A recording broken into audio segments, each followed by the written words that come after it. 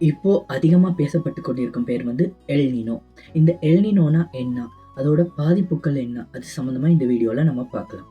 உலகத்திலே பெரிய சமுத்திரமான பசிபிக் சமுத்திரத்துல தென்கிழக்கு கடற்கரை பகுதியில வந்து வெப்பநிலை சராசரி வெப்பநிலையை விட கொஞ்சம் அதிகரிச்சா இந்த எல்னினோ ஏற்படும் அப்படின்னு சொல்றாங்க.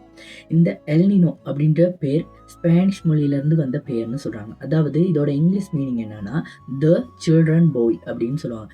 காரணம் என்னன்னா இது வந்து இந்த கிறிஸ்மஸ் சீசன்ல உருவாகுது. அது மட்டும் இல்லாம இது உலகத்தையே பாதிக்குது, சுத்தி வருது. அதனால இதுக்கு இந்த பேர் வந்திருக்கு அப்படின்னு சொல்றாங்க. நார்மலா பார்த்தீங்கன்னா, காற்று வந்து கிழக்கு காற்றா தான் இருக்கும். அதாவது கிழக்குல இருந்து மேற்கு நோக்கி வீசப்போகுது. பட் இந்த எல்னினோ ஏற்படுற சந்தர்ப்பங்கள்ல, இந்த காற்று வந்து வீக் ஆகிரும். வீக் ஆகுன பிறகு, இந்த சூடான நீர் வந்து கிழக்கு பக்கம் நோக்கி நகரப் போகுது.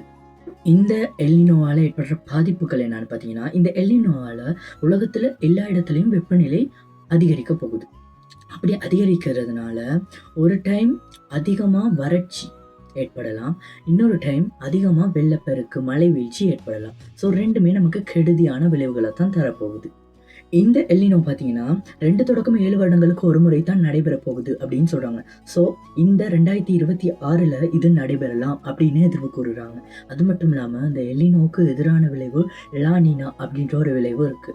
அது சம்மந்தமா நம்ம நெக்ஸ்ட் வீடியோல ஃபுல்லா பார்க்கலாம். வீடியோ பார்க்குறவங்க சேனல சப்ஸ்கிரைப் பண்ணிட்டு பாருங்க. Thank you.